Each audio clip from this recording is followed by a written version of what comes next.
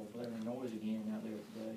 Yeah, we were doing as much as we could, as loud as we could with the equipment we have. It's nothing like, going to our stadium and doing it. And I don't think we'll go there tomorrow, but who knows, we may change our minds. But right now, we're not planning on doing that.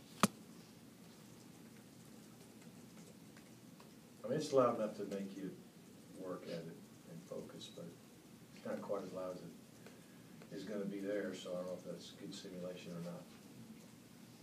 Players ever ask you to stop playing Sandstorm or stop playing Rocky Top runs that week? No, they know the deal.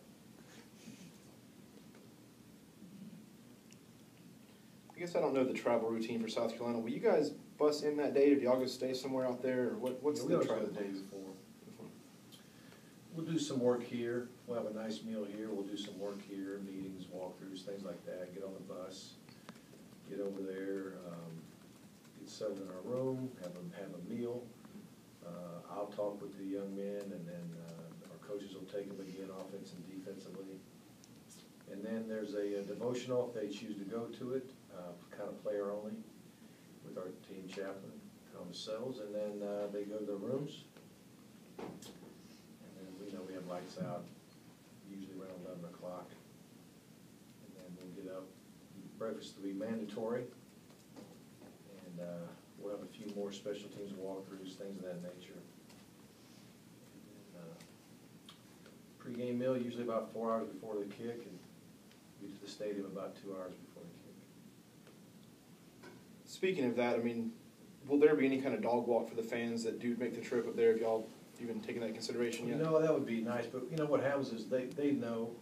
It seems like no matter where we go, they know where we're going to be dropped off at, and our fans are there. So it kind of happens naturally.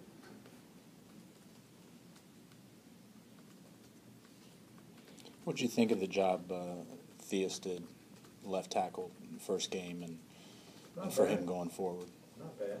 He. I think the whole line had a pretty good day, but he did well. It's just football is a game where you truly do get better, you get worse as you go, and I think he's putting in the work to continue to improve.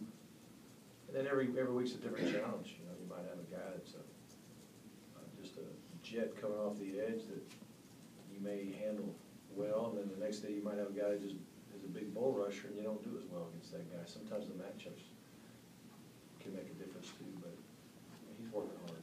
Mark, you've talked about obviously a lot of pats on the back after that first game, a lot of national attention. And from what you gather of the team, do you feel like they're where they should be when it comes to that sort of thing? I hope so.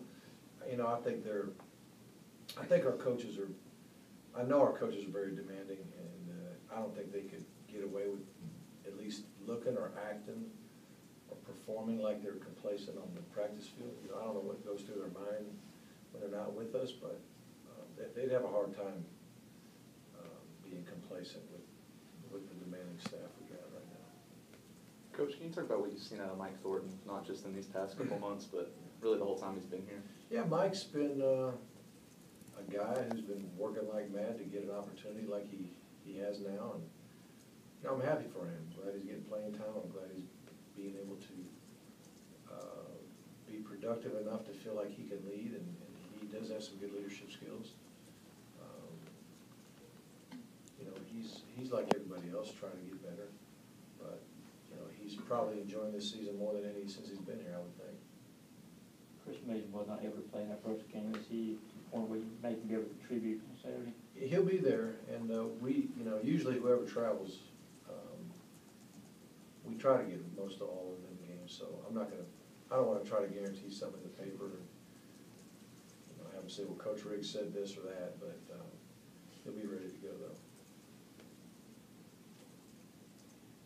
You mentioned the other day that you thought the subbing helped Rameek, among other people, in terms of being fresher. Was there an effort? Rameek's a guy obviously got all those postseason accolades, went to Hoover, is the defense's rep for the media days and everything. Was there an effort though in the preseason to make sure he didn't buy in too much to his own headlines? Well, what happened to him really is he just missed a lot of days of prep. And I don't care who you are, if you don't work, it's hard to get better. I mean, and so we were, concerned about his conditioning. We were concerned about just how sharp he was, and then until he got closer to being where we wanted to, we weren't really comfortable saying he was going to be the starter. And but and I still think he can continue to get in better condition. And I mean, I don't know how much that missing that time in camp is going to affect him for the rest of the year, but it slowed him down for sure. You mentioned Chris Mays was traveling. What about Trammell Terry? He's a South Carolina guy. I know he's trying to work his way into Yeah, Trammell will be on the trip. These couple weeks in between games, it gives you more practice time, and some of these guys a chance to. I don't know how solid you are with your rotations everywhere, but is it? I don't know if you want to talk about anyone that might have impressed you in the last week and a half.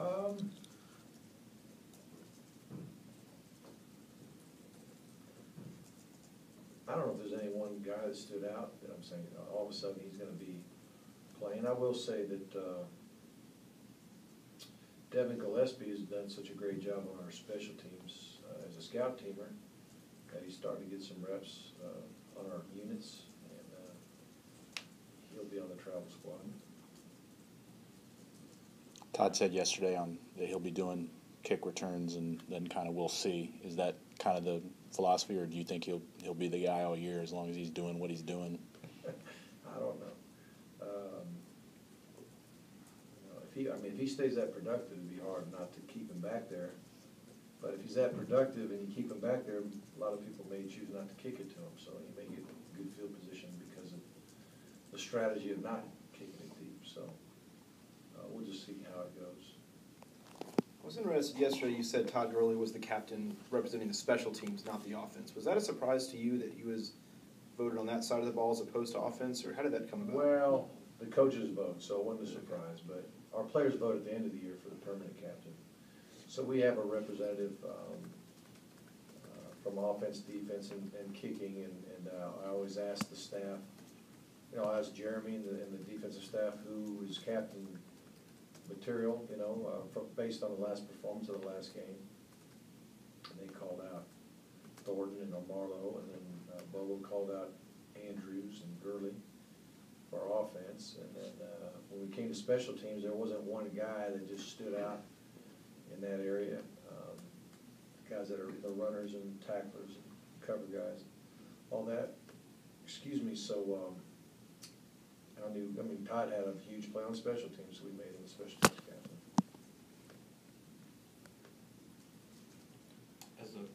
At the receiver position, I know you talked about Hegedus might contribute this week. Where is that exactly for him? He's been practicing. He's been learning. I don't know if he's got it all down yet. I think he's. I wouldn't say he's totally comfortable there, but I would think that he can give some help. But he's not ready to just fly yet, in my opinion. He'll probably get some reps to spell some guys, and then if he gets comfortable fast, who knows? But he's still learning what to do. So I was thinking McKenzie ready to play a little bigger role in the receiving. Trying to. Every with young guys like that, a week, 2 weeks, 3 weeks can make a huge difference. Getting a lot of reps and then kind of understanding how big of a deal it is to be prepared. Because a lot of them, they just don't get it until they don't get any playing time, and they're wondering what happened. They realize, coaches are serious about knowing what to do and knowing how to do it. And I see a very focused young man right now trying to earn playing time. So I'm sure he'll continue to get some work. He gained your confidence too as far as the punt return goes. Is that still? You know what? He's still.